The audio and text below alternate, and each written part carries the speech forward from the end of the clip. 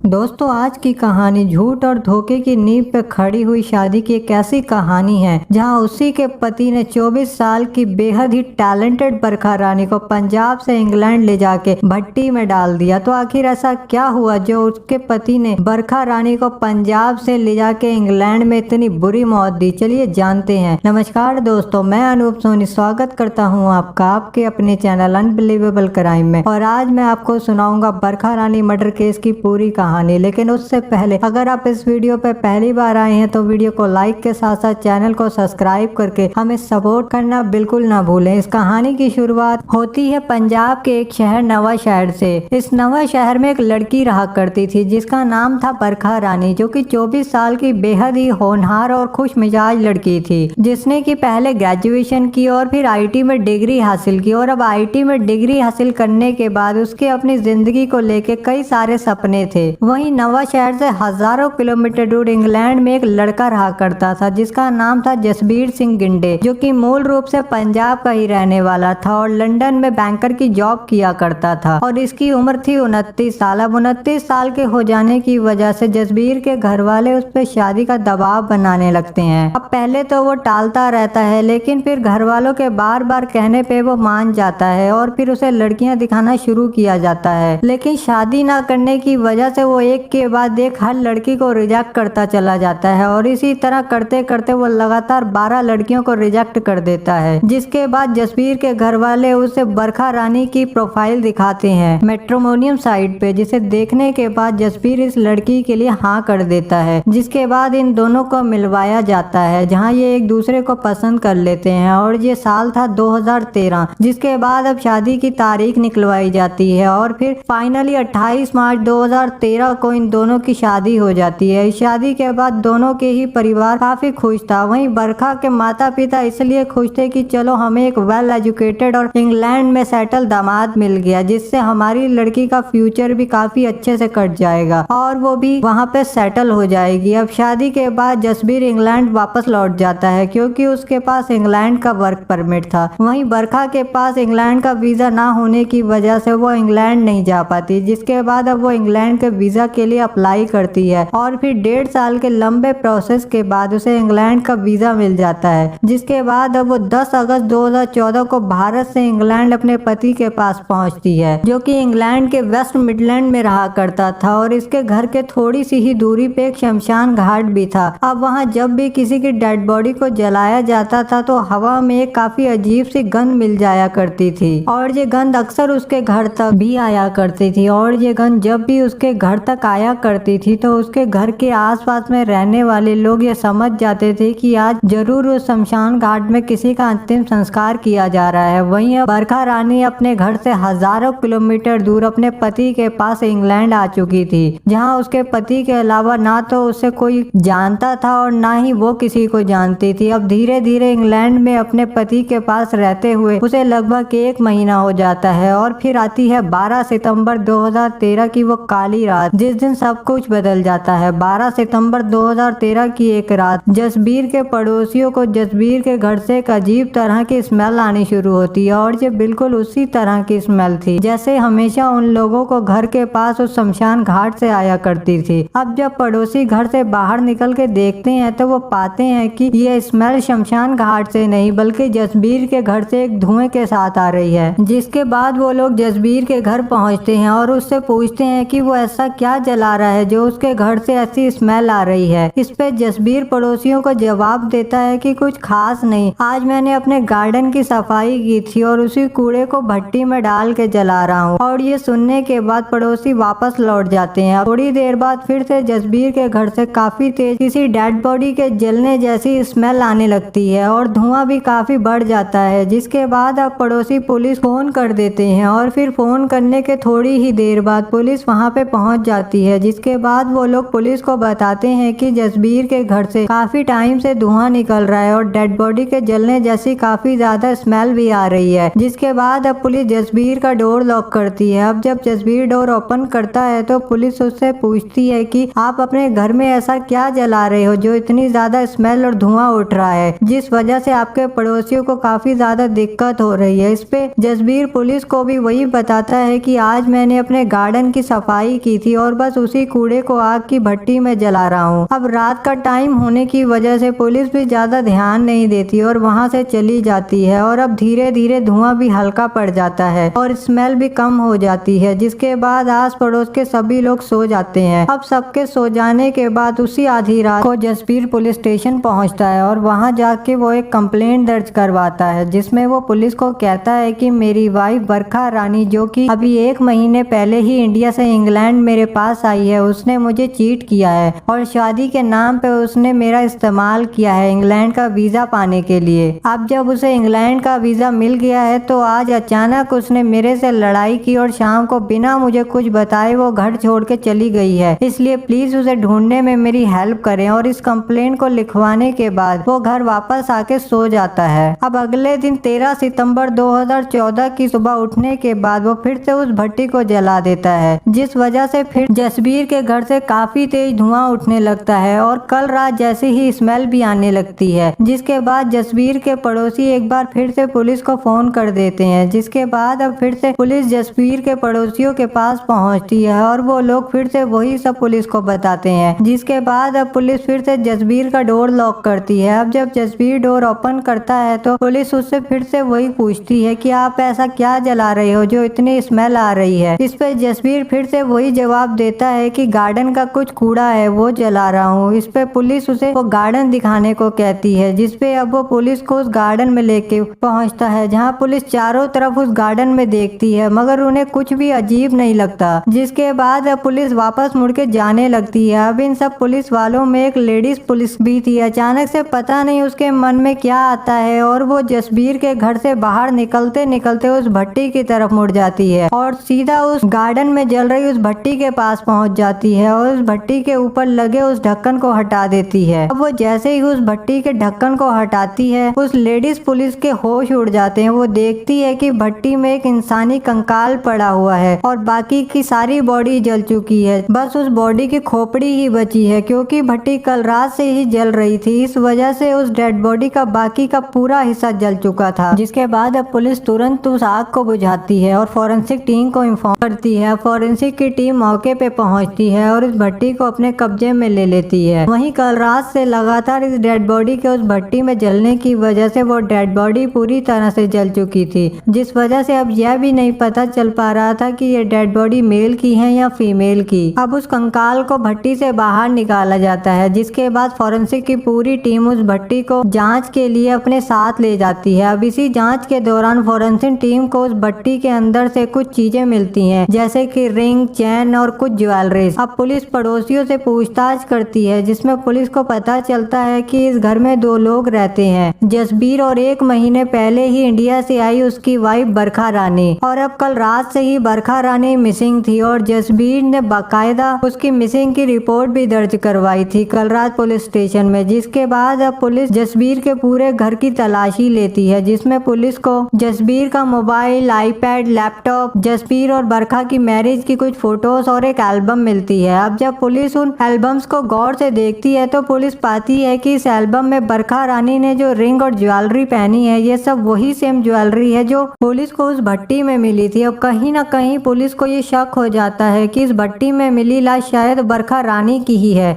जो कल रात से मिसिंग है और जसबीर ने इसे इस भट्टी में मार के या जिंदा जलाया है। अब पुलिस जसबीर के घर से मिली मोबाइल, लैपटॉप, आईपैड उन सभी को चेक करती है, जहां पुलिस को काफी ज्यादा चौंकाने वाली जानकारी हाथ लगती है। जिसके बाद पुलिस उसके आस पड़ोस में पूछताछ करती है, जिसमें उसके पड़ोसी पुलिस को बताते हैं कि शादी से पहले कुछ लड़के लगातार उसके घर आया करते थे और वाइफ के यहाँ आने के बाद भी लगातार आया करते हैं। जिसके बाद अब पुलिस उसके ऑफिस के दोस्तों से पूछताछ करती है, जहां पुलिस को जसबीर के बारे में काफी चौंकाने वाली चीजें पता चलती हैं। अब पुलिस जसबीर से पूछताछ शुरू करती है, जिसमें पहले तो वो इस सब चीजों से इनकार कर देता है। जिसके बाद अब पुलिस उसके सामने उस भट्टी में मिली रिंग्स और ज्वेलरी का सबूत रखती है और वेडिंग की उस फोटोज को दिखाती है, जिसमें उसकी वाइफ बरखा रानी ने वो सब पहना हुआ था। वहीं अब पुलिस पंजाब में बरखा रानी के घर कांटेक्ट करती है और उन्हें इस सब बारे में इन्फॉर्म करती है। उधर पुलिस का फोन आने से पहले ही बरखा रानी के घर वाले भी काफी ज्यादा परेशान थे, क्योंकि उसका फोन लगातार स्विच ऑफ आ रहा था। वहीं अब पुलिस का फोन सुन के बरखा रानी के घर वालों को पुलिस की इस बात बात पे यकीन ही नहीं हो पाता। जिसके बाद अब बरखा के घर वाले इंग्लैंड जाने की तैयारी शुरू करते हैं। वहीं अब पुलिस जसबीर को बताती है कि उसके पास बचने का कोई रास्ता नहीं है क्योंकि हमारे पास सबूत हैं। जिसके बाद अब जसबीर पुलिस के सामने कहानी बयां करता है। वो पुलिस को बताता है कि मेरी शादी बरखा से 2013 में हुई थी। मैं शादी करना नहीं चाहता था लेकिन घर वालों के दबाव की वजह से मुझे ये शादी करनी पड़ी और फिर शादी के बाद मैं इंग्लैंड आ गया और फिर कुछ टाइम बाद मेरी वाइफ बरखा भी इंग्लैंड आ गई और फिर 1 महीने मेरे साथ रहने के बाद वो मुझे छोड़ के अचानक कहीं चली गई और उसने मेरा इस्तेमाल किया है इंग्लैंड का वीजा पाने के लिए। वहीं पुलिस को उसके दोस्तों और आस पड़ोस वालों से पूछताछ के दौरान जसबीर की सच्चाई का पता चल गया था, मगर अभी ये सच्चाई पुलिस उसे नहीं बताती और पुलिस उसे कहती है कि उस घर में तुम दोनों के अलावा और तीसरा कोई नहीं रहता था जिसकी वो डेड बॉडी हो, इसलिए सच बोलो। जिसके बाद अब वो फिर से पुलिस को एक कहानी सुनाता है। वो पुलिस को बताता है कि उस शाम मेरी अपनी वाइफ के साथ लड़ाई हो गई और इसी लड़ाई के दौरान उसने मेरे पे हाथ उठा दिया। जिसके बाद मुझे काफी गुस्सा आ गया और मैंने गुस्से में उसका गला दबा दिया जिस वजह से उसकी मौत हो गई। अब उसके मरने के बाद मैं काफी ज्यादा घबरा गया था जिस वजह से मैंने उसकी डेड बॉडी को घर में पड़ी उस भट्टी में डाल के जला दिया और ये कहानी भी पूरी तरह से झूठी थी। अब पुलिस ने उसके सामने उसका सच रखा और उसे कहा हमें तुम्हारा असली सच पता है इसलिए ये सब झूठी कहानियां नहीं, हमें सच बताओ। जिसके बाद अब उसने पुलिस को असली सच बताया। उसने पुलिस को बताया जब मैं 12 साल के आसपास का था तभी से ही मुझे लड़कों में इंटरेस्ट पैदा होना शुरू हो गया और मैं गे बन गया। अब इसी सब के साथ ही मैंने पंजाब में अपनी पढ़ाई खत्म करी जिसके बाद मैं इंग्लैंड आ गया। अब यहाँ जॉब करने के दौरान मैंने कई सारे गे क्लब ज्वाइन कर लिए जहाँ मैं रेगुलर जाने लगा। वहीं पुलिस को जसबीर के इलेक्ट्रॉनिक डिवाइसेस, आस पड़ोस और उसके दोस्तों से पूछताछ के दौरान उसके गे होने का पता चल गया था। अब उसने आगे पुलिस को बताया कि मेरा लड़कियों में इंटरेस्ट ना होने की वजह से मैं शादी नहीं करना चाहता था, मगर मेरे गे होने की ये बात मैं घर वालों को भी नहीं पता लगने देना चाहता था, जिस वजह से फिर मैंने शादी के लिए हाँ कर दी और फिर मैंने बरखा से शादी कर ली और फिर शादी के बाद मैं वापस इंग्लैंड आ गया और फिर 10 अगस्त 2014 को बरखा भी मेरे पास इंग्लैंड आ गई। अब इंग्लैंड आने के 2-3 दिन बाद वो मेरे साथ फिजिकल रिलेशन बनाने की कोशिश करने लगी जिसपे मैं लगातार उसे टालने लगा। अब जब ये सब रोज की बात हो गई तो बरखा को मेरे पे शक होने लगा। जिसके बाद अब उसने मेरा आईपैड और लैपटॉप में गे के कुछ वीडियोस देख लिए और फिर मेरे दोस्तों से बातों के दौरान उसे मेरे गे होने का पता चल गया। जिसके बाद अब इस बात को लेके हम दोनों में रोज लड़ाई होने लगी और फिर 12 सितंबर की शाम को भी लड़ाई के दौरान उसने मुझसे कहा कि मैं तुम्हारी फैमिली और अपनी फैमिली दोनों को तुम्हारे गे होने के बारे में बता दूंगी और उन्हें बताऊंगी कि तुमने कैसे मुझे धोखे में रख के मेरी पूरी लाइफ बर्बाद कर दी। अब ये बात सुनते ही जसबीर को काफी ज्यादा गुस्सा आ गया क्योंकि जसबीर सिंह ये कभी नहीं चाहता था कि उसकी फैमिली को उसके गे होने के बारे में पता चले। जिसके बाद उसने गुस्से में आके बरखा का गला दबा के उसकी हत्या कर दी। अब बरखा की हत्या करने के बाद वो सीधा पेट्रोल पंप पहुंचा जहां से उसने 1 गैलन में पेट्रोल भरवाया। अब उस गैलन में पेट्रोल भरने के बाद वो सीधा अपने घर पहुंचा। जिसके बाद उसी घर में पड़ी एक स्टील की भट्टी में उसकी लाश डाली और ऊपर से कुछ पेपर और पेट्रोल डाल के उसमें आग लगा दी। जिसके बाद अब उसे कोर्ट में पेश किया गया और फिर 3 महीने तक कोर्ट में उसका ट्रायल चलता रहा और इस ट्रायल के दौरान भी वो कई बार जजों के सामने ही झूठ भी बोलता रहा और फिर ट्रायल खत्म होने के बाद कोर्ट ने उसे उम्र कैद यानी कि 21 साल की सजा सुनाई और साथ ही यह शर्त भी रखी कि इन 21 सालों के दौरान जसबीर को एक भी बार पेरोल नहीं दी जाएगी। तो दोस्तों, अगर आपको ये वीडियो जरा सी भी पसंद आई हो तो चैनल को सब्सक्राइब जरूर कर लें इसी तरह की और वीडियोस को देखने के लिए और वीडियो में अंत तक बने रहने के लिए आपका तहे दिल से धन्यवाद।